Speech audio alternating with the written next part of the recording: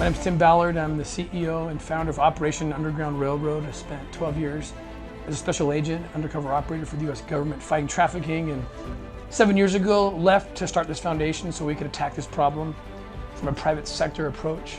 There's a lot of things we can do to support law enforcement from the outside, and that's what we do.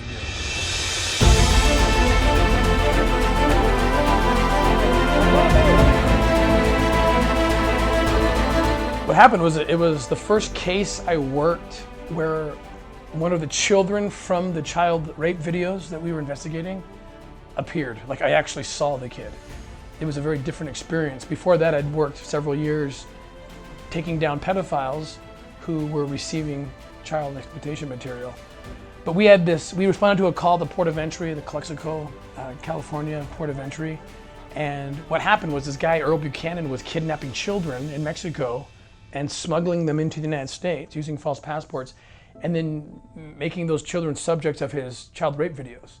And so there came a moment during that operation where I came face to face with this child, and this child ran to me and jumped into my arms. And I was just dying because seared into my brain were the images, the video, one in particular, of this little boy just being brutally sexually abused. And I remember just losing it. And he started crying, and I started crying as well. And then he backed away and he said to me words that transformed my life, really. Simple words. He's 5 years old. But he just said, he looked at me and with his tears in his eyes, and he said, "I don't belong here."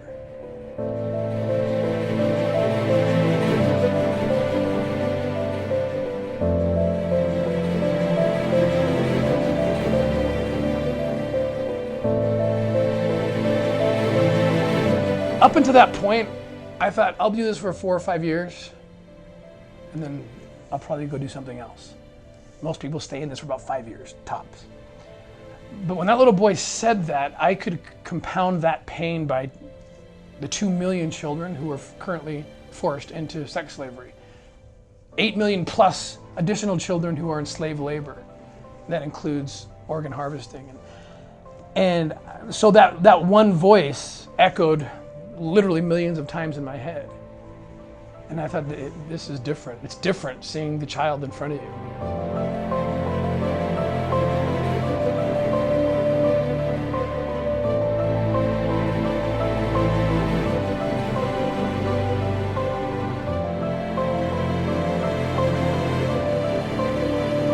Parents are the first responders.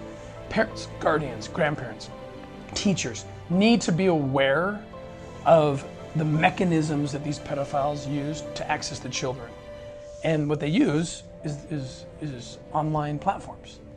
They use social media, they use the platforms where they can access children, games, online gaming. Mom and dad have no idea. This is the problem. Because when they were kids, you didn't play against anyone but the computer.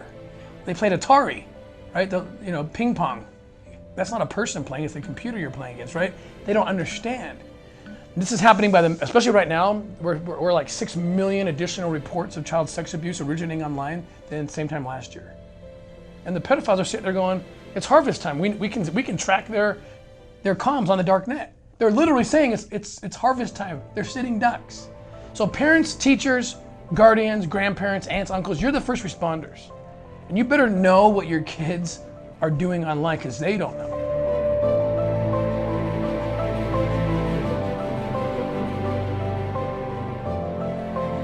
Law enforcement must be resourced. They have to have the tools they need. And right now they don't. It's not their fault. They want the tools. I mean, our job at Operation Underground Railroad is to get them the tools they need, and they just don't have them until now. So now we build mobile labs. So what happens? Law enforcement rolls up on the scene while the guy's being interrogated, while the house is being searched. They're literally doing the digital forensics in the van on location. And by the time the interrogation is done and the search is done, they will have enough downloaded in the sanitized way, so it's proper for a solid prosecution, and everything ready, set. They can call the prosecutor. Good, pick them up. We're ready to go to trial. We have more work to do, but we got the base done already, right? That's the idea. And then the other tool, which is my favorite tool, are these canine units. People have heard of bomb sniffing dogs and drug sniffing dogs, but very few have heard of digital media sniffing dogs. People will say, what? You're telling me a dog can sniff out child pornography? No, not exactly. The dog sniffs out digital media. So this isn't something you would use in an airport or something where there's lots of digital media. It's when you're doing a search warrant and you're actually looking for the hidden devices. These pedophile monsters will hide their evidence, hide their misdeeds, because they love to film it, what they're doing or what they're receiving. And they won't destroy it because it's like they'd rather die. They're that addicted. So they hide it on little thumb drives. And today those drives can be so tiny, as you know. And they hide it in the carpets, in the floorboards, in the curtains, in a place that no human being will ever find. These canine units, they're heroes. I mean, these dogs, they go in and they run right to it. Pop, pop, pop. Here it is. They pat, they do their sign, and boom, got it. Now we can save a kid, because there's a kid on this, right? And we're trying to build this program out so every law enforcement unit in the United States and the world should have access to a mobile lab and to a canine unit. Until that happens, we're not satisfied. Every search warrant on a pedophile's house need to have both of those elements. If we don't have those things, we are failing our kids. There's no excuse for it. It's the fastest growing criminal enterprise in the world, the selling and buying of human beings. $150 billion a year business. So with the money that is spent every year buying and selling children, with that money, you could buy every Starbucks franchise in the entire world. You could buy every NBA team and still have enough money left over to send every American child to college for 4 years. Nothing is more important than this. Nothing. How dare we say anything is more important?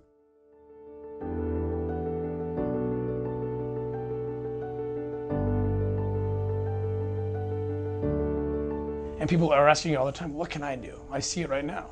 You can do a ton. Because, look, we've rescued over 4,000 children and victims of child trafficking, and we've arrested over 2,000 pedophiles and traffickers, and I'm just elated with that. I would do all this over again for just one arrest or just one rescue. I truly would. But I also am realistic to the fact that 4,000 versus millions is a drop in the bucket statistically. So again, always worth it, but we're not the ultimate solution. Operation Underground Railroad, no organization, no government, no agency is. The ultimate solution, history has proven, only comes one way: when the people rise up and get so pissed and so loud, like the abolitionists of the 19th century, and then the foundations of government start shaking. Then presidents start saying, you're the ones who started this war. We need a war against child slavery, and it's not going to start any other way than the people getting loud. And if it's just sending a tweet, sharing a video, going to your employer and saying, hey, can we do a day where we just do a presentation, and just, you don't even have to give money, because a lot of people can't, especially right now. But just, everyone's got a voice, everyone's got a keyboard at home. That, if millions did that, I guess the media would look at it and be like, what's going on? People are getting outraged over this. All of a sudden, I want to see the headlines. 100 kids trafficked and raped this day in 2 countries, whatever. I'd like to see those headlines, and we can do it. Eventually, that's what happened in the 19th century as well, right? All of a sudden, the newspaper started reflecting the sentiments of the people.